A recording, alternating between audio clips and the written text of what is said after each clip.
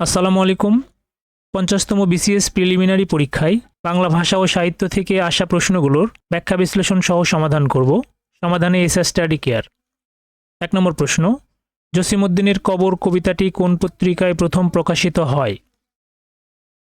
জসিমউদ্দিনের কবর কবিতাটি বিখ্যাত সাহিত্য পত্রিকা কল্লোল পত্রিকায় ১৯২৫ সালে ১৩৩২ বঙ্গাব্দের আষাঢ় সংখ্যায় প্রথম প্রকাশিত হয় এবং পরে কবিতাটি রাখালি কাব্যগ্রন্থে অন্তর্ভুক্ত করা হয়। তাহলে প্রথম কল্লোল পত্রিকায় প্রকাশিত হয়। ঘ নম্বর কল্লোল পত্রিকা। কোন বাক্যে সমধাতুস কর্ম রয়েছে? সে বই পড়ছে, সে গভীর চিন্তায় মগ্ন, আজ এমন ঘুম ঘুমিয়েছি, সে খেলা করছে। তো এখানে গ নম্বরে আছে হচ্ছে সমধাতুস কর্ম। তো সমধাতুস কর্ম হচ্ছে বাক্যের ক্রিয়া এবং কর্ম যদি একই ধাতু বা শব্দমূল থেকে উৎপন্ন হয় তখন সেই কর্মকে বলা হয় সমধাতুস কর্ম এবং ক্রিয়াকে বলা হয় সমধাতুস ক্রিয়া। তাহলে এখানে আজ এমন ঘুম ঘুমিয়েছি এটা হলো অবজেক্ট বা কর্ম, আর ঘুমিয়েছি হলো ক্রিয়া। ক্রিয়া এবং কর্ম অবজেক্ট এই দুটো একই ধাতু অর্থাৎ ঘুম থেকে উৎপন্ন হয়েছে। কর্ম এবং ক্রিয়া যদি একই ধাতু থেকে উৎপন্ন হয় তখন ওই কর্মকে বলা হয় সমধাতুস কর্ম। এখানে ঘুম হচ্ছে সমধাতুস কর্ম। কা আ তরুবর পঞ্চবী ডাল পদটির রচয়িতা কে? বাংলা সাহিত্যের প্রাচীনতম নিদর্শন হচ্ছে চর্যাপদ। চর্যাপদের প্রথম পদটির রচয়িতা হলো লুইপা, আমরা জানি, এবং চর্যাপদের প্রথম পদ এটি। তাহলে এই পদটির রচয়িতা হলো লুইপা। ক নম্বর লুইপা। হ্রস্ব-ই এর মাত্রার উপরের অংশের নাম কি? মাত্রার উপরের যে অংশটুকু এইটার নাম কি? অপশন কতে আছে চৈতন। চৈতনই হবে। তো আমরা জানি যেমন হ্রস্ব-ই বা হ্রস্ব-উর ওপরে এই যে বাঁকা অংশটুকু থাকে এর নাম হলো চৈতন।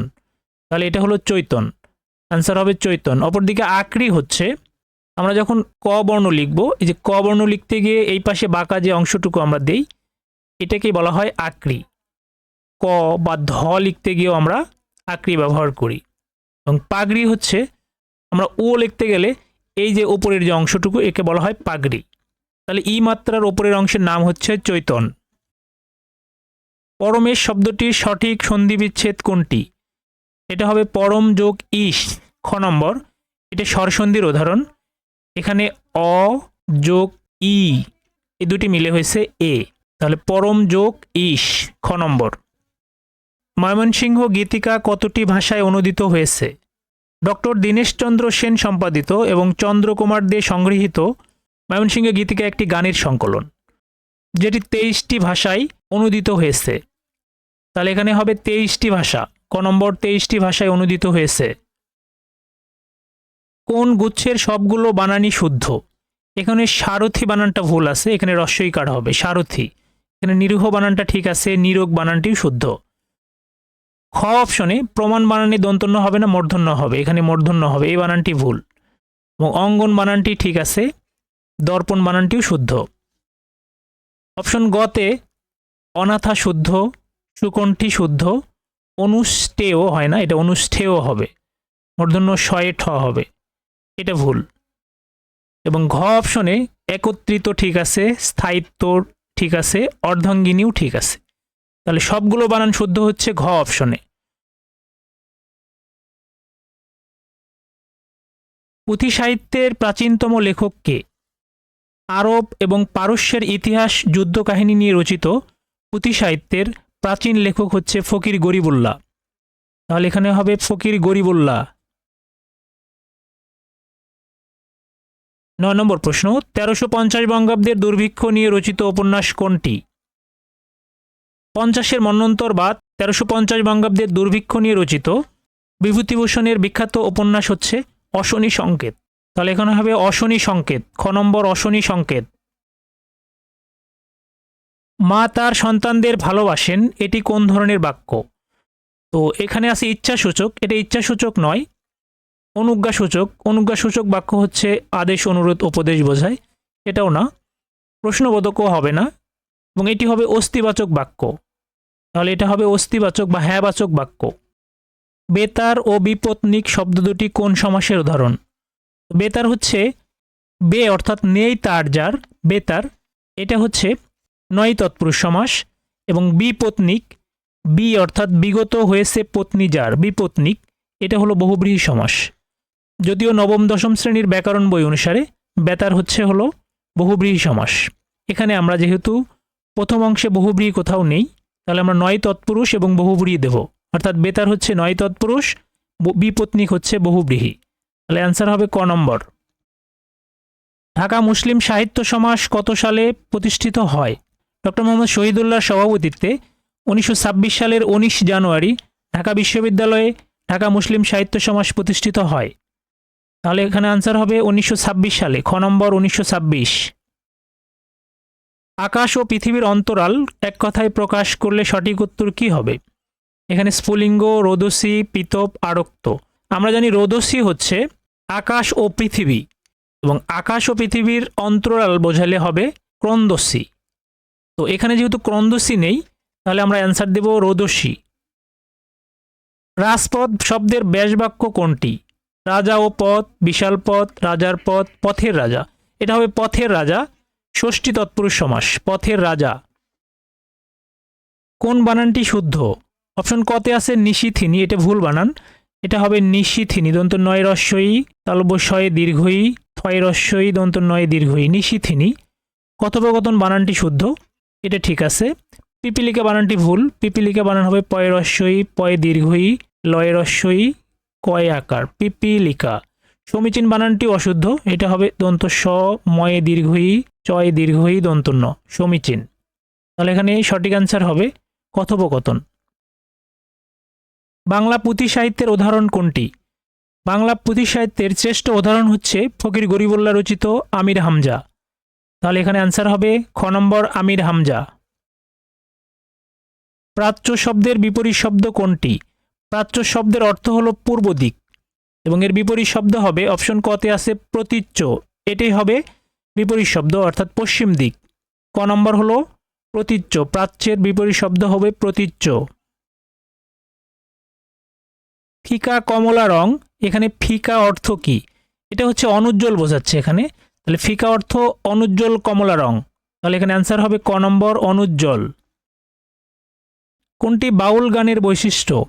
বাউল গানের বৈশিষ্ট্য হচ্ছে আধ্যাত্মিক প্রেম ও অন্তর্গত অনুসন্ধান। গ নম্বর আধ্যাত্মিক প্রেম ও অন্তর্গত অনুসন্ধান।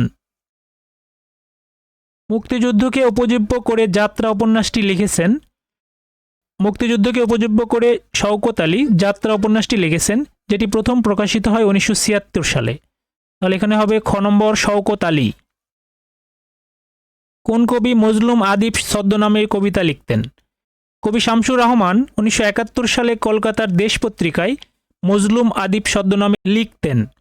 তার মানে মজলুম আদিব ছদ্মনামে লিখতেন হচ্ছে শামসুর রহমান, খ নম্বর শামসুর রহমান। বিষণ্ণ শব্দটির সঠিক বিশেষ্য রূপ কোনটি? বিষণ্ণ হচ্ছে বিশেষণ বাচক শব্দ, এটার বিশেষ্য হবে বিষাদ, ক নম্বর বিষাদ। কিশোর পত্রিকা বালক কার অমর কীর্তি? এটা হবে স্বর্ণকুমারী দেবী। স্বর্ণকুমারী দেবী কিশোর পত্রিকা বালকের সম্পাদক ছিলেন, স্বর্ণকুমারী দেবী। তারাশঙ্কর বন্দ্যোপাধ্যায়ের কবি গ্রন্থটিতে কোন বিষয়টি প্রাধান্য পেয়েছে? কবি একটি উপন্যাস, যেটি 1943 সালে গ্রন্থাকারে প্রকাশিত হয়। এই উপন্যাসে ডোম সম্প্রদায়ের জীবন কাহিনী বর্ণিত হয়েছে। তাহলে এখানে অ্যান্সার হবে গ নম্বর ডোম সম্প্রদায়ের জীবন কাহিনী। আধুনিক বাংলা নাটক মূলত কয়টি পর্বে বিভক্ত? আধুনিক বাংলা নাটক মূলত 5টি পর্বে বিভক্ত। এগুলো হচ্ছে প্রস্তুতি পর্ব, বিকাশের যুগ, রবীন্দ্র পর্ব, রবীন্দ্রোত্তর পর্ব এবং বর্তমান যুগ। এই 5টি পর্বে বিভক্ত হচ্ছে বাংলা আধুনিক নাটক। তাহলে এখানে অ্যান্সার হবে গ নম্বর 5টি। ময়দান, মুনাফা, বই শব্দ তিনটি কোন ভাষা থেকে আগত? এই তিনটি শব্দ আরবি ভাষা থেকে আগত, গ নম্বর আরবি।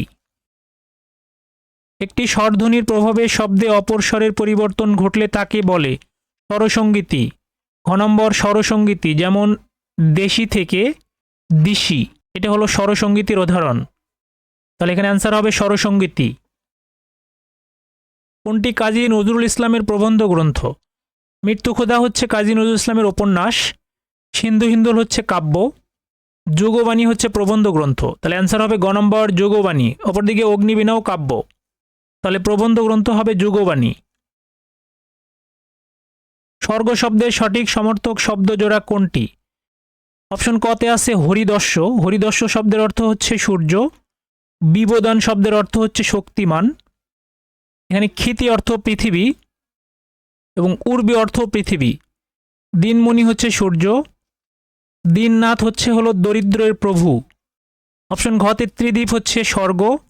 সুরপুর মানেও স্বর্গ। তাহলে স্বর্গ শব্দের সঠিক সমর্থক শব্দজোড় হবে হচ্ছে ত্রিদীপ ও সুরপুর।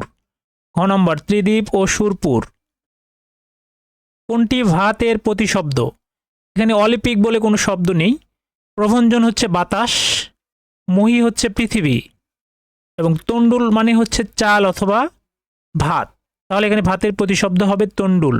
ক নম্বর তণ্ডুল। কোন বাক্যটি প্রয়োগগত দিক থেকে শুদ্ধ? এখানে মাছ আকাশে ওড়ে, এটা প্রয়োগগত দিক থেকে শুদ্ধ নয়, কারণ মাছ আকাশে উঠতে পারে না, তাহলে এটা হবে না। অপশন খতে আছে তার খুব আনন্দ পেল, তো এটাও হবে না, কারণ এখানে তার হচ্ছে কর্তা এবং আনন্দ পেল এটা হচ্ছে ক্রিয়া। তো আমরা জানি বাক্যে কর্তা এবং ক্রিয়ার মধ্যে সঙ্গতি থাকতে হয়। এখানে তার খুব আনন্দ হলো হতে পারতো, পেল না, অথবা এখানে আমরা বলতে পারতাম সে খুব আনন্দ পেল, তার মানে এটাও ঠিক নাই। গ অপশনে আছে আবশ্যক ব্যয়ে কার্পণ্য অনুচিত, এটা সঠিক বাক্য, এটা ঠিক আছে। অপশন ঘতে আছে সকল ছাত্রগণ মাঠে মনোযোগী, এখানে বাহুল্য দোষ, সকল এবং ছাত্রগণ একসাথে বসে না, হয় সকল ছাত্র হবে অথবা সকল বাদ দিয়ে ছাত্রগণ মাঠে মনোযোগী। তাহলে এখানে অ্যান্সার হবে গ নম্বর। ভিডিওটি যদি ভালো লেগে থাকে অবশ্যই চ্যানেলটি সাবস্ক্রাইব করবেন, ভিডিওটিতে লাইক, কমেন্টস এবং শেয়ার করবেন। কমেন্ট বক্সে ডান লিখতে ভুলবেন না। ধন্যবাদ।